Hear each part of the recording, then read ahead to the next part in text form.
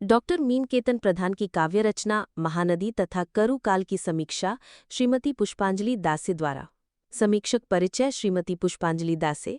शिक्षा एमए हिंदी, वर्तमान में व्याख्याता हिंदी, शासकीय उच्चतर माध्यमिक विद्यालय बड़े भंडार, पुसौर, जिला रायगढ़, छत्तीसगढ़। साहित्यिक और सांस्कृतिक गतिविधियों में सतत क्रियाशील रही हैं। पत्र पत्रिकाओं में प्रकाशन, ऐतिहासिक महत्व के समीक्षा ग्रंथ छायावाद के 100 वर्ष और मुकुटधर पांडे में आलेख समादृत। विश्व हिंदी अधिष्ठान की साहित्यिक गतिविधियों में निरंतर संलग्न रहीं। दिनांक 24-25 फरवरी 2023 को आयोजित छायावादोत्तर हिंदी कविता विषयक अंतर्राष्ट्रीय संगोष्ठी के अकादमिक कार्यों के क्रियान्वयन में संलग्नता के फलस्वरूप नए रचनाकारों को प्रोत्साहन। काव्य रचना में विशेष अभिरुचि। श्रीमती पुष्पांजलि दासी द्वारा की गई पुस्तक समीक्षा का वाचन प्रस्तुत है। प्रथम पुस्तक समीक्षा। डॉक्टर मीनकेतन प्रधान की काव्यकृतियाँ महानदी तथा करुकाल मानस चेतना के धरातल पर सौरभ सरोवर के 2 कुमुद हैं, जिनका सुवास स्मृतियों के झरोखों से होता हुआ आंतरिक करुणा को उद्वेलित करता जान पड़ता है। मीनकेतन प्रधान जी के काव्य संग्रह महानदी तथा करुकाल के नामकरण को देखियत रूप नाम अधीना मानस की ये पंक्ति सार्थकता प्रदान करती है। आरण्यक अंचल के वन सुमन की प्रतिभा सुगंध को वैश्विक क्षितिज पर सुरभित करने वाले बहुप्रतिष्ठित साहित्यकार, पूर्व प्राध्यापक, पूर्व प्राचार्य, किरोड़ीमल शासकीय कला एवं विज्ञान महाविद्यालय रायगढ़, छत्तीसगढ़, पूर्व अध्यक्ष, अध्ययन मंडल हिंदी, शहीद नंदकुमार पटेल विश्वविद्यालय रायगढ़, संस्थापक संयोजक, विश्व हिंदी अधिष्ठान न्यास रायगढ़, छत्तीसगढ़, भारत। मीनकेतन प्रधान द्वारा लिखे गए ये उम्दा काव्य संग्रह है। महानदी तथा करुकाल एक ओर अतीत के भूले बिसरे चित्र, भाव, अभाव, पराभव की त्रिवेणी में बिंबित है, तो वहीं दूसरी ओर कोविड महामारी जनित वैश्विक त्रासदी से उत्पन्न अज्ञात भय, अवसाद, एकाकीपन की पीड़ा, मानसिक विक्षोभ संवलित। दोनों ही काव्य संग्रह का भाव एवं शिल्प सौंदर्य अनुपम है। सरल, सरस, सुबोध तथा छोटी बड़ी दोनों तरह की कविताएं बेहद रुचिकर हैं। इन कविताओं का भाव महानदी के सावन भादों की अथाह जलराशि में वर्तमान समाज के लिए उत्ताल तरंगाघात करती जान पड़ती है। महानदी काव्य संग्रह में कुल 77 कविताएं संग्रहित हैं, जिसमें कुररी 1, 2, 3 में छायावाद की छाया होते हुए भी वर्तमान के आलोक में गढ़े गए नव प्रतिमान हैं। महानदी काव्य संग्रह के रचनानुक्रमानुसार प्रथम कविता का शीर्षक ही महानदी है। कविता की कुछ पंक्तियां दृष्टव्य हैं। महानदी। तुम्हारे तट पर आए बिना बनती नहीं मेरी कोई बात, जहाँ टूटते सपनों का सच किशोर मन के हर एहसास को झुठलाता। बारिश में भयंकर बाढ़ बहा ले जाती सब कुछ, गांव दर गांव ऊब चूब समुद्र का लघु आकार। बचपन से देखता मैं, हर सभ्यता संस्कृति की जान हो तुम, हमारी पहचान हो तुम, नदी महानदी हो तुम। महानदी छत्तीसगढ़ और उड़ीसा की सांस्कृतिक, धार्मिक, आर्थिक, भावनात्मक चेतना की धड़कन है। ये केवल जलधारा नहीं, आर्थिक सांस्कृतिक शिराओं में प्रवाहित प्राणदायिनी रक्षिका भी है।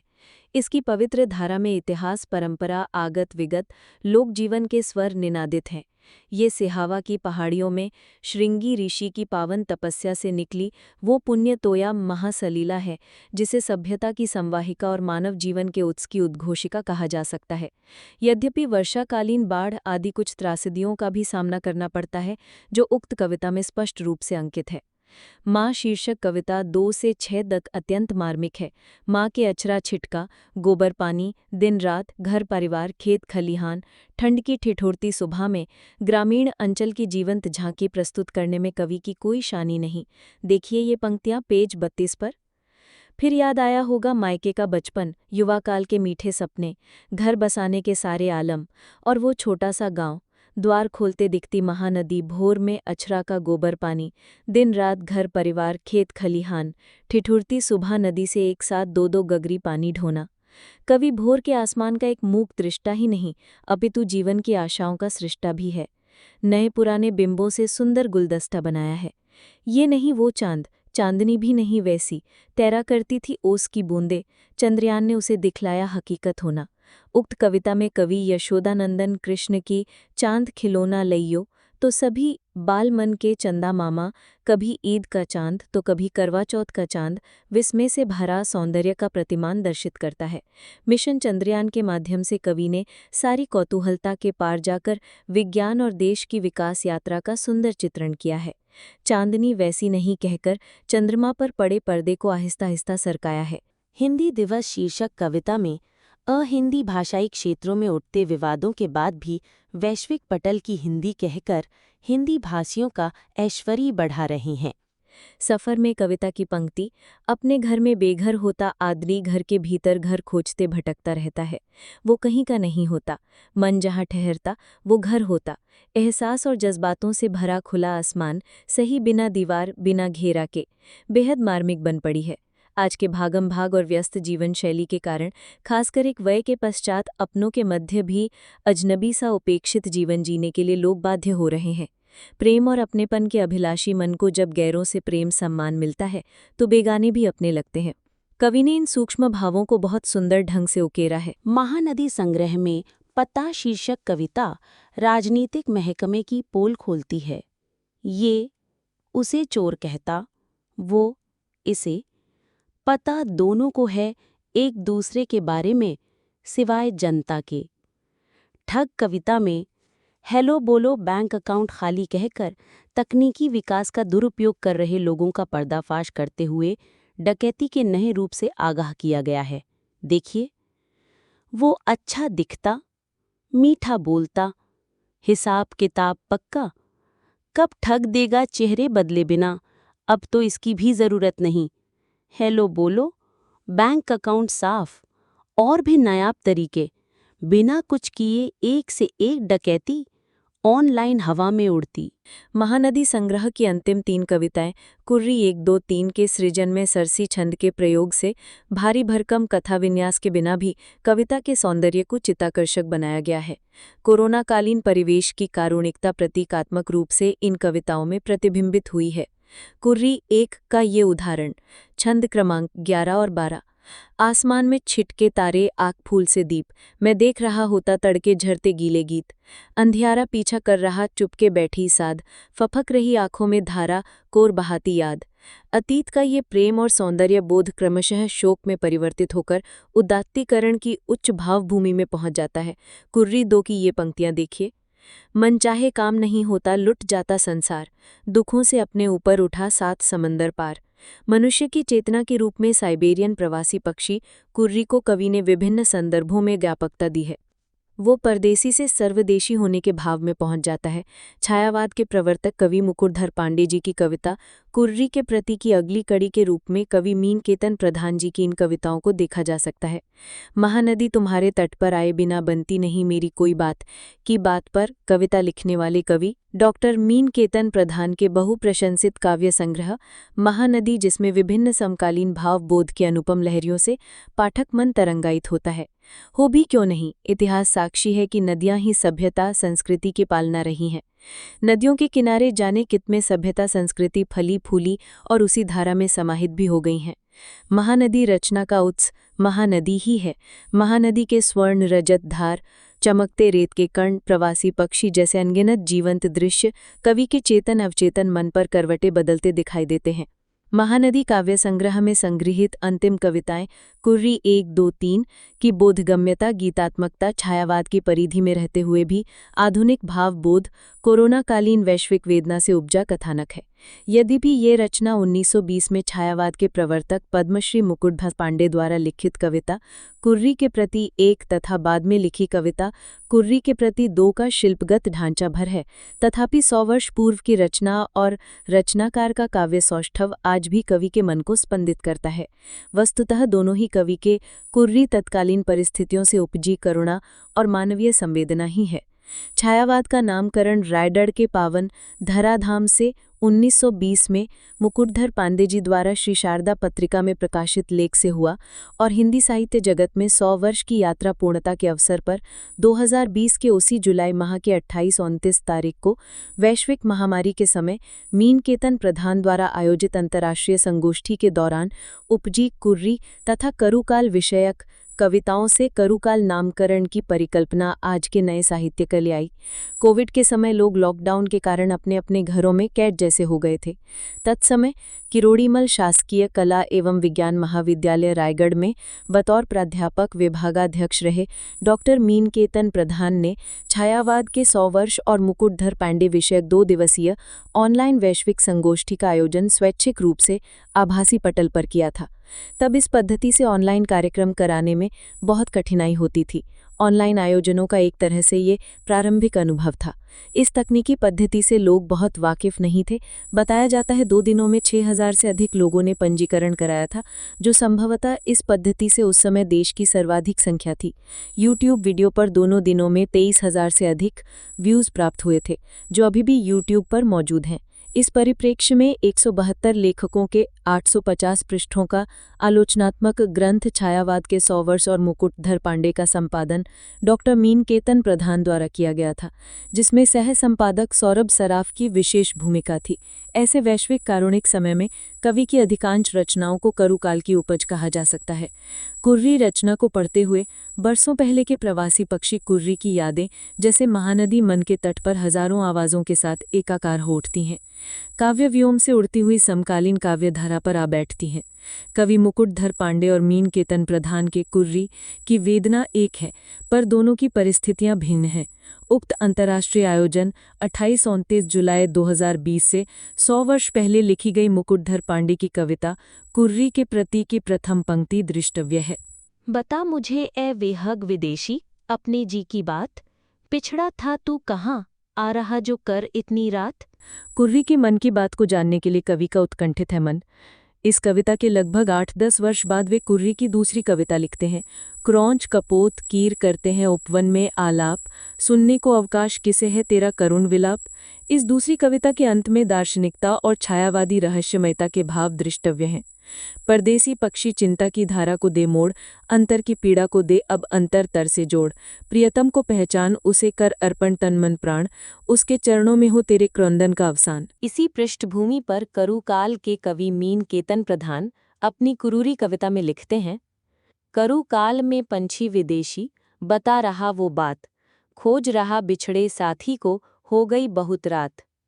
जो पलाश कभी महानदी प्रदेश में ठाया रहता था, आज उसकी अवस्था को बताते हुए कवि बदलती सोच और व्यापारिक लाभ को दर्शाते हुए कहते हैं, पलाश पीपल के पेड़ सभी कट रहे तट कछार, अनाजों में दवा जहरीली, खेती में व्यापार। कोरोना कालीन व्यथा भी मार्मिक है, जो आत्मपीड़ा न होकर सर्वात्म पीड़ा में पर्यवसित हो गई है। दुनिया भर के मृत्युजनित हाहाकार को कवि ने कितनी कुशलतापूर्वक अभिव्यक्ति दी है, देखिए। कोरोना से सहमी दुनिया, मरे लोग अनजान, लॉकडाउन में शहर सूना, भीड़ लगी शमशान। और कुरूरी 2 कविता के अंतिम छंद में प्रतीक रूप में वर्णित कुरूरी के विराट मनोभाव को आधुनिक युद्ध जनित परिवेश में देखिए। छंद क्रमांक 20-22। परदेसी पंछी जान रहा उड़ता चारों ओर, नाहक जंग रोकना होगा ये अवाम का जोर। जीते को भी युद्ध मारता है गवाह इतिहास, झुंड को नई राह दिखाता है सदियों का प्रतिभास। अंतिम छंद की इन पंक्तियों से तो किसी महाकाव्यात्मक कथा भूमि के निष्कर्ष का आभास होता है। कुरूरी पक्षी की सोच निजी दुखों से ऊपर उठकर दुनिया के वर्तमान युद्ध जनित कारुणिक भावों की ओर क्रमशः पहुंचती है। प्रतीक रूप में पक्षी पूरे मानव समाज को विनाश से रोकने की दिशा में एक संकल्प की तरह संदेश देता है। अर्थात एक तरह से मुकुटधर पांडे जी की संवेदना की उसी कारुणिक पृष्ठभूमि पर खड़े होकर अपने युग जीवन को मीनकेतन प्रधान देख रहे हैं। उसे प्रेरित होकर जैसे वे अपनी अनुभूति को प्रकारांतर से प्रत्युत्तर स्वरूप नए भाव और संवेदना के धरातल पर बिल्कुल भिन्न रूप से अभिव्यक्त करते हैं। समानता या तुलना, संवेदना की व्याप्ति, बदलता हुआ महानदी का भौगोलिक स्वरूप, कथ्य, गीतात्मकता, लयात्मकता आदि दृष्टि से अवश्य हो सकती है। मुझे लगता है कवि प्रधान ने अपने पुरोधा कवि और उसकी कविता को आज भी जीवंत रखने का महत् उद्देश्य लेकर चल रहे हैं। ये कवि की भावना का आत्मपक्ष है, जिसे वैसा होना भी चाहिए। अन्यथा लगभग 1974-75 से निरंतर सैकड़ों कविताएं अलग अलग भावबोध और आधुनिक शिल्प में मुक्त छंद में लिखने वाला रचनाकार केवल 3 कविताएं छंद में क्यों लिखता? वो भी पांडे जी की ही तरह प्राचीन सरसी छंद में। अर्थात वो मुकुटधर जी की संवेदना को ही नहीं जी रहा है, बल्कि काव्यकल्प के रूप में महानदी संस्कृति और उसकी परंपरा को नए संकल्पों के साथ आगे भी बढ़ा रहा है। हाँ, कवि प्रधान का परिवेश और जीवन संदर्भ अलग होने के कारण आगे की राह पर चलना उनकी अपनी मौलिक सोच है, जिसके लिए हर रचनाकार स्वतंत्र होता है। मुकुटधर पांडे जी के सामने कुरूरी के प्रति का रचनाकाल जुलाई 1920 भारतीय स्वाधीनता का संकट था, तो मीनकेतन प्रधान के सामने कुरूरी 1-2-3 रचनाकाल 2020-21 वैश्विक महामारी का संकट, साथ ही 21वीं सदी के वैश्वीकरण सहित युद्ध जनित संकट। वहाँ छायावादी प्रकृति प्रेम रहस्यमयता के भाव हैं, तो यहाँ समकालीन जीवन का यथार्थ। एक में काल्पनिकता और रहस्यमयता है, तो दूसरे में कोरोनाकालीन कसैलापन, करुता, कड़वाहट, कारुणिकता, जिसे मीनकेतन प्रधान करुकाल कहते हैं, जिस तरह पांडे जी छायावाद कहते हैं। ये बातें एक दूसरे की कविता की तुलना के लिए नहीं कही जा रही हैं, बल्कि 100 साल के अंतराल में विकास और परिवर्तन को बताया जा रहा है। श्रद्धेय मुकुटधर पांडे छायावाद के नामकरणकर्ता और प्रवर्तक के रूप में हिंदी जगत में प्रतिष्ठित हैं। उन्होंने छायावाद का मार्ग प्रशस्त किया था, इसलिए छायावाद के शीर्षस्थ कवि प्रसाद पंत निराला और महादेवी वर्मा से भी उनके रचनात्मक प्रदेय की तुलना उचित नहीं है। वे छायावाद का रास्ता बनाकर आगे की यात्रा में गतिशील नहीं दिखते। उनकी अधिकांश श्रेष्ठतम रचनाएं 1920-25 तक प्रकाश में हो गई थीं, जिनसे उनको प्रसिद्धि मिली। बाद की रचनाओं का अपना वैशिष्ट्य है। तो मीनकेतन प्रधान के संबंध में ये उल्लेखनीय है कि कुरूरी 3 की पृष्ठभूमि सर्वथा भिन्न है। इसमें महानदी अतीत, वर्तमान और भविष्य तीनों रूपों में मौजूद है। इसलिए कुरूरी अपने प्रतीक रूप में कालातीत है, जिसके कारुणिक भाव स्रोतों को मुकुटधर जी से होते हुए आदिकवि वाल्मीकि की अमर रचना क्रौंचवध की कारुणिकता में देखा जा सकता है। माँ निषाद प्रतिष्ठाम। आलोच्य कवि मीनकेतन प्रधान द्वारा संभवतः कुरूरी कविता शीर्षक जानबूझकर रखा गया है। लगता है ये कवि अपने पुरोधा कवि की परंपरा से रचना का रस खींच रहा है। कुरूरी 3 में एक तरह से कवि के जीवन यात्रा के अलग अलग पड़ावों की दास्तान है। महानदी की जलधाराओं में बीते बचपन के चित्र छंद क्रमांक 2 और 3 में देखिए। अनगिनत कुरूरी जोड़ियों का ये प्यारा ठौर, वो दादा बाबा नहीं रहे, हुआ गांव कुछ और। महानदी तट बचपन बीता खेलता बीच धार, खूब मजे से तैरा करता डुबकियां आर पार। कुरूरी 3 कविता का अंतिम छंद 21वीं सदी में करुता के बौर लदने के बिंब से सृजित है। इसमें आधुनिक युग जीवन की विसंगतियां और कड़वाहट है, इसलिए कवि करुकाल नाम संकेत करता है। यह प्रवृत्ति अलग अलग संदर्भों में आज की हिंदी रचनाओं में प्रकारांतर से विद्यमान है। इसके सामाजिक राजनैतिक परिदृश्य अलग अलग हैं। लदते करु कविता के बौर जैसी संवेदना से उनकी दूसरी कृति करुकाल की कविताओं का जन्म होता है। एक जानकारी के मुताबिक इस तरह की उनकी अन्य शताधिक कविताएं हैं। खैर, संग्रह में कुरूरी 1, 2, 3 ही छंदबद्ध रचनाएं हैं। अन्य सभी मुक्त छंद में हैं, जिनकी भाषा शैली समकालीन हिंदी कविता की है, जिन्हें भाव वैशिष्ट्य की दृष्टि से समकालीन धारा की श्रेष्ठ कविताओं की श्रेणी में रखा जा सकता है। इस काव्य संग्रह की सभी कविताएं बेहद प्रासंगिक हैं। करुकाल काव्य संग्रह।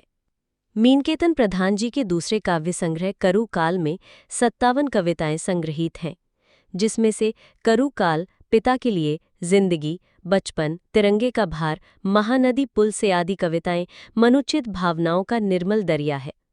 करुकाल की प्रथम कविता में वर्णित रोज रोज छीना झपटी, पैंतरेबाजी, बिकती आदमियत, हत्या, दुष्कर्म, खौफनाक अपराधों के मिटते सबूत, फैसला टंगा होता दांवपेच में आदि काव्य पंक्तियों के ये शब्द वर्तमान समय में घट रही घटनाओं का बेबाक अंदाज में बोला गया कड़वा सच है।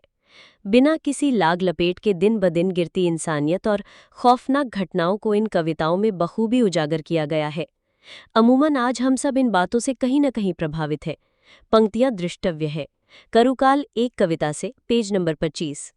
करुकाल में आगे बढ़ रही 21वीं सदी, रोज रोज छीना झपटी, पैंतरेबाजी, दलबल, तख्ता पलट, उठापटक, मारकाट, लड़ाई भिड़ाई, बम बारूद, दुनिया भर और भी बहुत कुछ। इसी तरह के भावबोध की कविता करुकाल 2 भी है, जिसमें कथनी और करनी के फर्क को बहुत बारीकी से बताया गया है, जो दरवाजे दरवाजे दिखता है। जैसे, इस जमाने में कथनी करनी के बदल गए मायने, वो ऊपर बैठे कहते, ये नीचे बैठे करते। ऐसे कहते करते मौसम बदल जाता। यह हमारे लिए गर्व की बात है कि इस करुकाल 2 कविता का प्रकाशन कनाडा से वसुधा पत्र का वर्ष 21 अंक 84 अक्टूबर-दिसंबर 2024 पेज नंबर 24, 25, 26 में भारत के राष्ट्रपति से पुरस्कृत प्रसिद्ध प्रवासी साहित्यकार संपादक डॉक्टर स्नेह ठाकुर द्वारा किया गया है। करुकाल 16 कविता शीर्षक के अंतर्गत माँ के लिए संदर्भित काव्य पंक्तियों में माँ केवल शब्द ध्वनि ही नहीं अपितु कभी क्षय न होने वाली ममता का अक्षय पात्र जैसी है। मामा के द्वारा लाई गई माँ के लिए मोटे धागे से बुनकरों द्वारा बुनी गई भुलिया साड़ी। मामा के द्वारा कहे गए ये शब्द कवि को खूब पढ़ना, बड़ा होना, फिर घूमेंगे तीर्थ धाम में, बचपन में भोगे गए अभाव की पीड़ा को दिखाया गया है। फिर भी भविष्य की मजबूत डोरी के सहारे उम्मीदें अधूरे स्वप्न के क्षितिज में टिकी हुई जान पड़ती है। करुकान में ही कवि लिखते हैं रोज रोज अखबारों के आधे से अधिक पेजों में छपी खबरों के बारे में। आज फिर एक कांड, झंझना उठा दिमाग।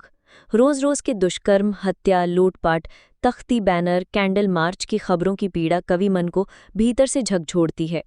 करुकाल की सबसे कटु और बेहद दर्दनाक घटनाएं मनुष्य की हैवानियत को दर्शाती हैं। क्षुब्ध होकर बड़े आक्रोश में कई सौ पेज की लंबी कार्यवाही को कवि केवल 3 लाइन में लिखता है। अस्मत लूटते दरिंदे, हत्या से डरते नहीं, सीधे ऊपर भेजो। करुकाल 30 से उद्धृत। कवि के मन का एक अनुत्तरित प्रश्न आखिर कब तक चलेगा, कौन सुनेगा, किससे कहें। हताश निराश लाचार मन का दर्द, बूढ़े माता पिता की दबदबाई आंखें कवि की काव्य पंक्तियों में कराहते दिखाई पड़ती हैं। जैसे करुकाल वाले कलपुर्जे फिट रहते जगह जगह, कभी पकड़ आते, कभी नहीं तो कभी बमुश्किल। गुनाहों के फैसले तक परिजनों का हाल बेहाल, बूढ़े माँ बाप निढाल। करुकाल 21 से उद्धृत। कवि ने जितने सिद्धत्व से सामाजिक पीड़ा को रेखांकित किया है उतना ही पारिवारिक रिश्ते नातों के छूट जाने के दर्द को भी बताया है। खासकर पिता के गुजर जाने के बाद कभी खत्म न होने वाले सूनेपन के एहसास को बहुत ही मार्मिकता के साथ लिखा गया है। साथ ही पिता का परिवार में महत्व को भी बताया गया है। ये बात इसलिए भी बहुत ध्यान आकृष्ट करती है कि आज की पीढ़ी के कुछ लोग अपने आप में गाफिल होकर माता पिता को बोझ समझकर वृद्धाश्रम आदि जगहों में छोड़ आते हैं। आज के दौर में पिता पर लिखी कविता ऐसे समाज पर ऐसी सोच के लिए पढ़ना नितांत जरूरी है। पिता शीर्षक कविता का एक लघु अंश उल्लेखनीय है। यहाँ नीचे अब फर्श पर जम रही धूल की हल्की परतें, नहीं दिखती चप्पलों की रगड़ वाली चिकनाहट, ये कमरा एहसास दिलाता रहता पिता का। उम्र भर कविता भी बेहद खूबसूरत है। कुछ पाने के जदोजहद में बहुत कुछ छूट जाता है। उम्र भर यही सिलसिला चलता रहता है। उम्र भर इतना सब करते थक जाना होता है। अजीब सा चक्र है दुनिया का, इधर पकड़ो उधर छूटता, उधर पकड़ो इधर छूटता, छूट ही जाता, कुछ न कुछ महसूस होता, सब कुछ छूटा जा रहा, टूटा जा रहा रिश्तों का बांध जिसे थामे रहा उम्र भर। वे जीवन को गहराई से महसूस कर थकान, असमंजस, क्षणभंगुरता को अभिव्यक्त करते हैं। कविता की अंतिम पंक्ति में जीवन का सारा सार समाया है कि सभी रिश्ते, कर्तव्य, बंधन अंततः सब छूट जाते हैं। इसके अतिरिक्त दार्शनिक, राजनीतिक, सामाजिक, समसामयिक जैसे मुद्दों पर लिखी गई कविताएं भी पठनीय है। कवि के काव्य संग्रह करु और महानदी का महत्व इस बात से और बढ़ जाता है कि कवि अपनी बात के अंतर्गत 3 पीढ़ियों के मध्य गुरु शिष्य परंपरा के प्रति सम्मान, अदब, समर्पण का भाव कवि के अगाध प्रेम महानदी के तरल सरल प्रवाह मन को इंगित करता है। करु कविता के बौड़ लदने की बात अपनी प्रखर चेतना से समकालीन परिस्थितियों पर तीक्ष्ण व्यंग्य किया गया है। करुता के बौर से पेड़ लद तो गया है, उसका फल कैसा होगा ये तो कालक्रम ही तय करेगा। वे जीवन को गहराई से महसूस कर थकान, असमंजस, क्षणभंगुरता को अभिव्यक्त करते हैं। कविता की अंतिम पंक्ति में जीवन का सारा सार समाया है कि सभी रिश्ते, कर्तव्य, बंधन अंततः सब छूट जाते हैं। इसके अतिरिक्त दार्शनिक, राजनैतिक, सामाजिक, समसामयिक जैसे मुद्दों पर लिखी गई कविताएं भी पठनीय हैं। कवि के काव्य संग्रह करु और महानदी का महत्व इस बात से और बढ़ जाता है कि कवि अपनी बात के अंतर्गत 3 पीढ़ियों के मध्य गुरु शिष्य परंपरा के प्रति सम्मान, अदब, समर्पण का भाव कवि के अगाध प्रेम महानदी के तरल सरल प्रवाह मन को इंगित करता है। करु कविता के बौर लदने की बात अपनी प्रखर चेतना से समकालीन परिस्थितियों पर तीक्ष्ण व्यंग्य किया गया है। करुता के बौर से पेड़ लद तो गया है, उसका फल कैसा होगा ये तो कालक्रम ही तय करेगा। वे भय से परे विकास के सही रास्ते का भी संकेत करते हैं। वे निराशा के पार नया विश्वास जगाने की भी बात करते हैं। कोविड भगा, चंद्रयान उड़ा, जगा नया विश्वास। इतना ही नहीं, कवि के मन में हिंसा, अत्याचार, वैश्विक युद्ध, अज्ञात भय, पीड़ा, दरकते मानवीय मूल्य, आपसी संबंध, लाचारी, विवशता, अकेलेपन जैसी कई पीड़ाएं जागृत हुई हैं। अंत में कवि 21वीं सदी में लत्ते करु कविता के बौर कहकर युग जीवन की कड़वाहट का संकेत कर रहा है। उसके बसंत की अभिलाषा कुहासे में कूक नहीं पा रही है।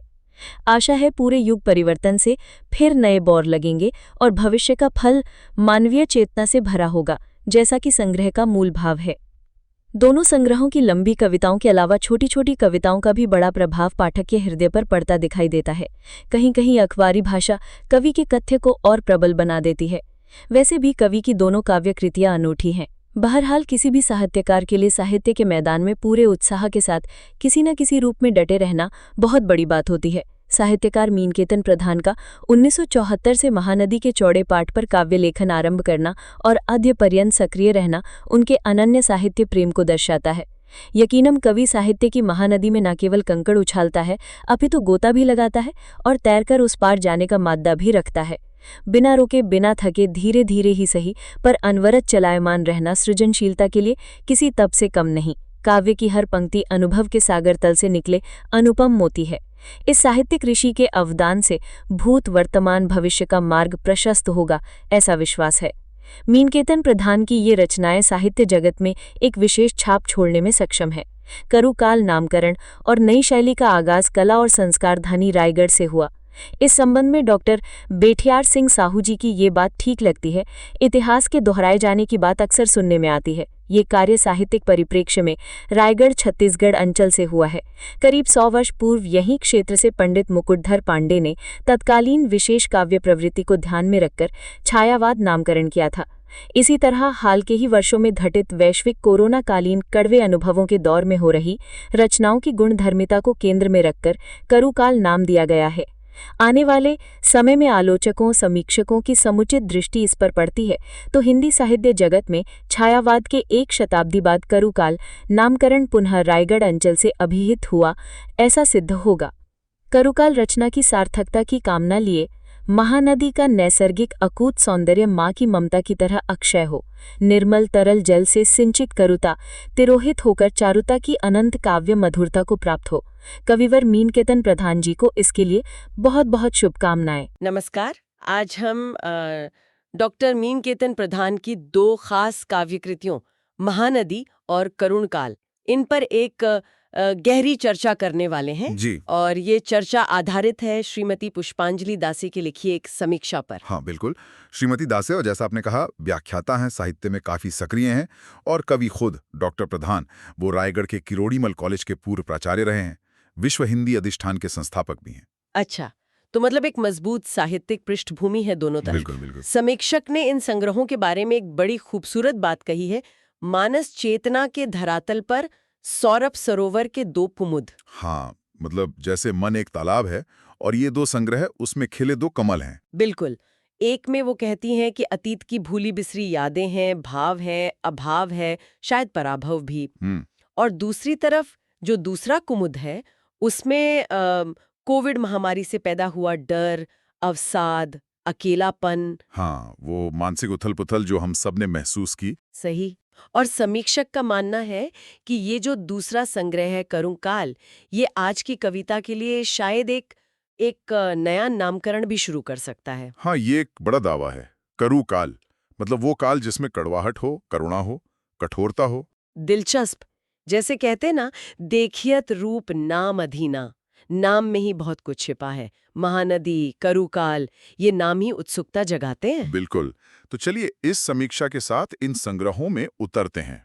शुरू करें महानदी से। हाँ बिल्कुल, महानदी से शुरू करते हैं। इसमें कितनी कविताएं हैं? इसमें 77 कविताएं हैं, और भाषा समीक्षक कहती हैं काफी सरल है, सरस है। कविताएं छोटी बड़ी सब तरह की हैं, पर रुचिकर हैं। ऐसा लगता है जैसे महानदी की जो उफनती लहरें होती है ना सावन भादों में, हाँ, मानो वो आज के समाज के लिए कोई संदेश लेकर आ रही हूँ। और पहली कविता का नाम भी महानदी है। जी, और इसमें कवि का नदी से जो जुड़ाव है वो साफ दिखता है। पंक्तियां हैं, तुम्हारे तट पर आए बिना बनती नहीं मेरी कोई बात। अरे वाह, मतलब बहुत ही व्यक्तिगत रिश्ता है। बिल्कुल, और ये सिर्फ आज का नहीं, बचपन की यादें भी हैं इसमें। वो टूटते सपने, बाढ़ का वो मंजर, सब कुछ। हम्म। लेकिन महानदी सिर्फ यादें या बाढ़ नहीं, वो सभ्यता की, संस्कृति की पहचान भी है। कवि कहते हैं, हर सभ्यता संस्कृति की जान हो तुम, हमारी पहचान हो तुम। अच्छा। मतलब छत्तीसगढ़ और उड़ीसा के लिए तो ये वाकई धड़कन जैसी है, सांस्कृतिक भी, धार्मिक भी, आर्थिक भी। सही कहा। इसे सिर्फ पानी की धारा नहीं बल्कि जीवन देने वाली, रक्षा करने वाली माना गया है। और इसका जो उद्गम है, सिहावा की पहाड़ियां, श्रृंगी ऋषि की तपस्या, इससे गहरा आध्यात्मिक जुड़ाव भी दिखता है। हाँ, लेकिन कवि यथार्थ को भी नहीं भूलते। बाढ़ की त्रासदी का जिक्र भी है। बिल्कुल। और इसी संग्रह में एक और कविता है जो बहुत छूती है, माँ। हाँ, इसका जिक्र समीक्षा में काफी भावुकता से किया गया है। जी। इसमें गांव के जीवन का और खासकर माँ के अथक परिश्रम का बड़ा सजीव चित्रण है। समीक्षक पेज 32 की पंक्तियां बताती हैं। क्या है वो पंक्तियां? वो भोर में उठकर गोबर पानी से आंगन लीपना, दिन रात घर, परिवार, खेत खलियान में जुटे रहना, और वो ठंड की सुबह नदी से पानी ढोना, 2-2 घड़े। ओ, और इसके साथ ही माँ के अपने बचपन की, मायके की यादें, वो मीठे सपने। हाँ, वो सब भी है जो शायद जिंदगी की जद्दोजहद में कहीं खो गए। बहुत मार्मिक। इसके बाद एक अलग तरह की कविता है, यह नहीं वो चांद। हाँ, ये थोड़ी अलग है।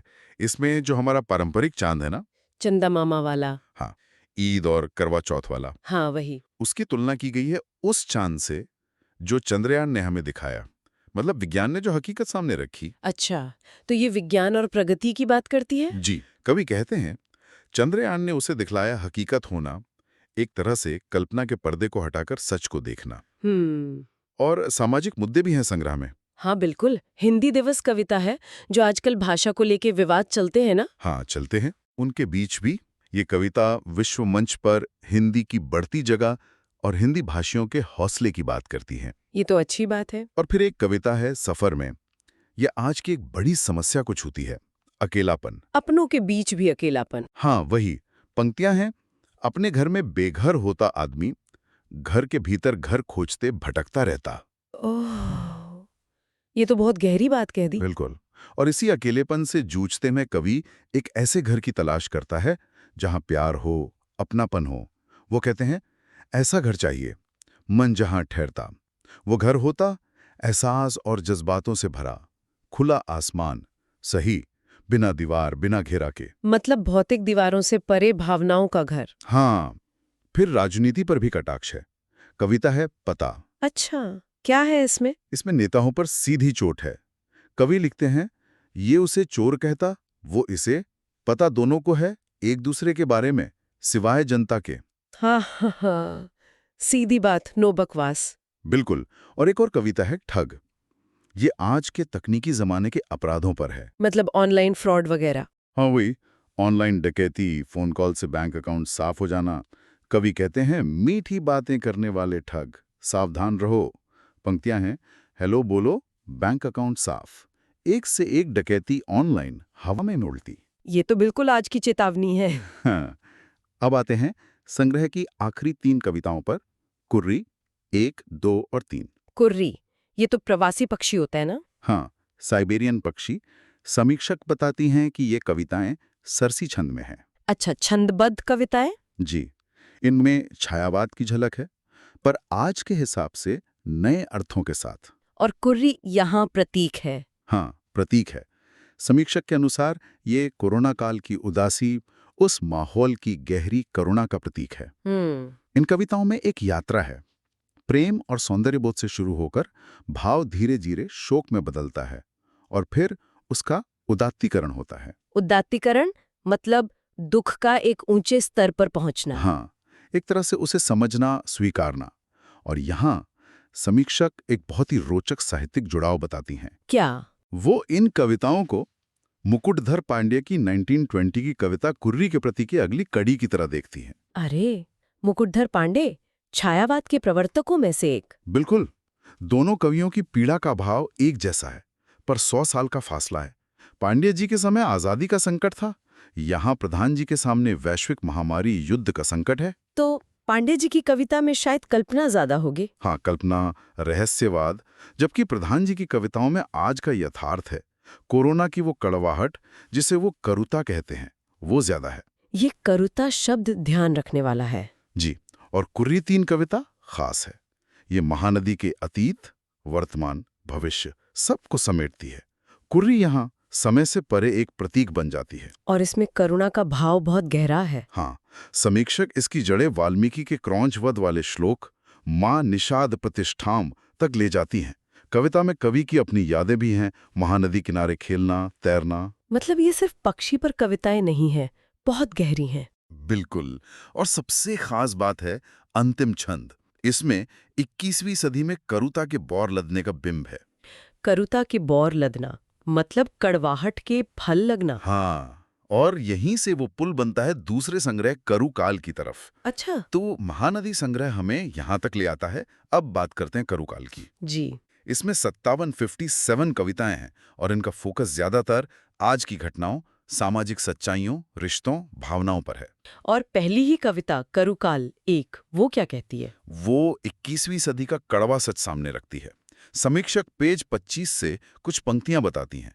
रोज की छीना झपटी, पैंतरेबाजी, तख्ता पलट, मारकाट, बम बारूद, बिकती आदमियत, हत्या, दुष्कर्म, खौफनाक अपराध, मिटते सबूत, न्याय का दाव पेंच में फंसना। ये तो आज के अखबार की तस्वीर लगती है। बिल्कुल। हाँ। हाँ, कवि सीधे समकालीन यथार्थ से टकरा रहे हैं। करुकाल 2 में कथनी और करनी का फर्क है।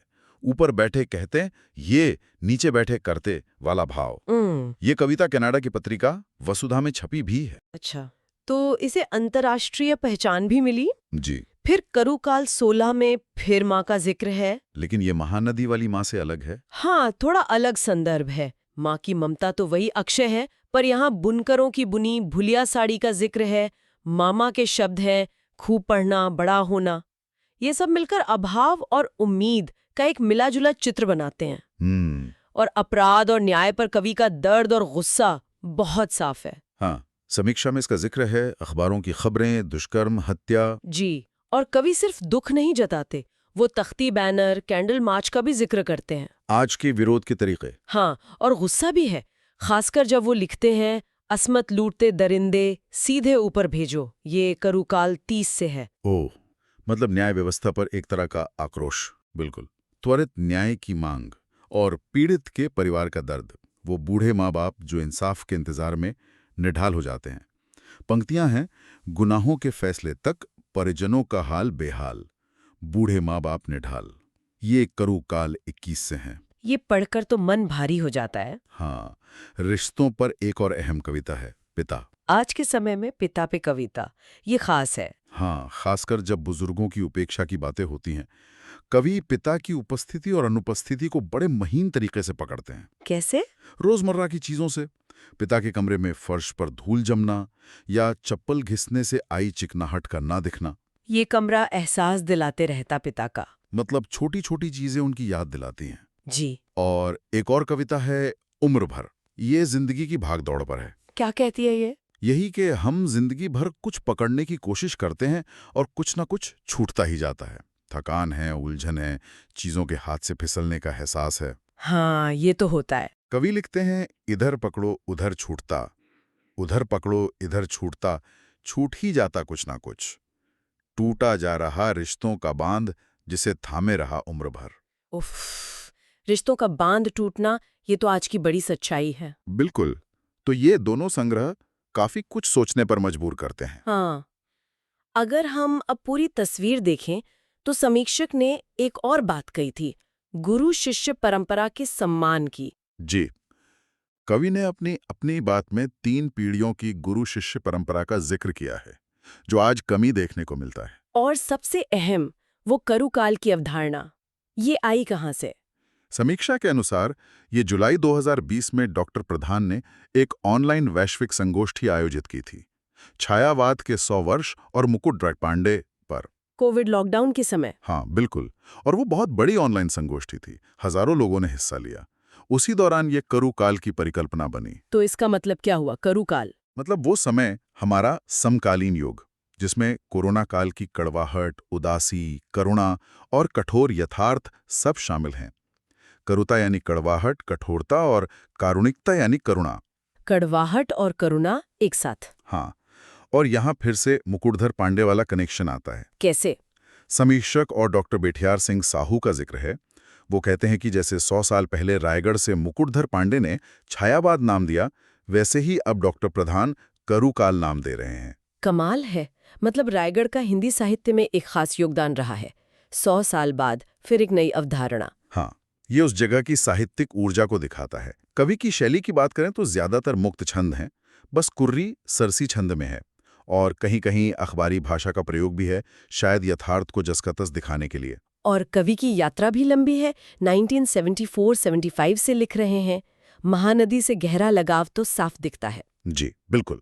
साहित्य के प्रति ये लंबा समर्पण ही है कि समीक्षक उन्हें साहित्यिक ऋषि कहती हैं। तो कुल मिलाकर ये दोनों संग्रह एक तरह से एक स्पेक्ट्रम बनाते हैं। महानदी में व्यक्तिगत यादें, प्रकृति, क्षेत्रीय पहचान, सामाजिक चिंताएं, और करुकाल में आज का नग्न यथार्थ, महामारी का असर, वो करुता, और दोनों के बीच मुकुटधर पांडे और रायगढ़ का इतिहास एक सेतु की तरह। हाँ, और करुकाल की ये जो अवधारणा है, इसका महत्व शायद भविष्य में और पता चले। क्या ये सिर्फ कोरोना काल का वर्णन है या हमारे पूरे समय का? यही सवाल है। डॉक्टर बीटीआर सिंह साहू इसे इतिहास का दोहराव कहते हैं, रायगढ़ का फिर से साहित्यिक मंच पर आना। ये इस अवधारणा को वजन देता है। लेकिन समीक्षक श्रीमती दासे अंत में एक उम्मीद जताती हैं। हाँ, वो उम्मीद करती हैं कि ये करुता का दौर कभी न कभी चारुता में बदलेगा। मतलब कड़वाहट की जगह सुंदरता, मधुरता लेगी। वो कवि को साहित्यिक ऋषि कहते हुए शुभकामनाएं देती हैं। और यहीं हम श्रोताओं के लिए एक सवाल छोड़ सकते हैं। क्या ये करुकाल की अवधारणा जो डॉक्टर प्रधान ने दी है और जिस पर ये समीक्षा आधारित है, ये सिर्फ एक दौर का दस्तावेज बनकर रह जाएगी या ये हमारे साहित्य को लंबे समय तक प्रभावित करेगी? हाँ, क्या भविष्य का साहित्य इस करुता से आगे बढ़कर एक नई संवेदनशीलता, समीक्षक के शब्दों में कहें तो नए बौर की ओर जाएगा? या फिर जो मुद्दे इन कविताओं में हैं, अकेलापन, हिंसा, अन्याय, वो इतने गहरे हैं कि करुकाल की छाया हम पर बनी रहेगी? ये सोचने वाली बात है। ये कविताएं और ये समीक्षा हमें इसी सवाल के साथ छोड़ जाते हैं।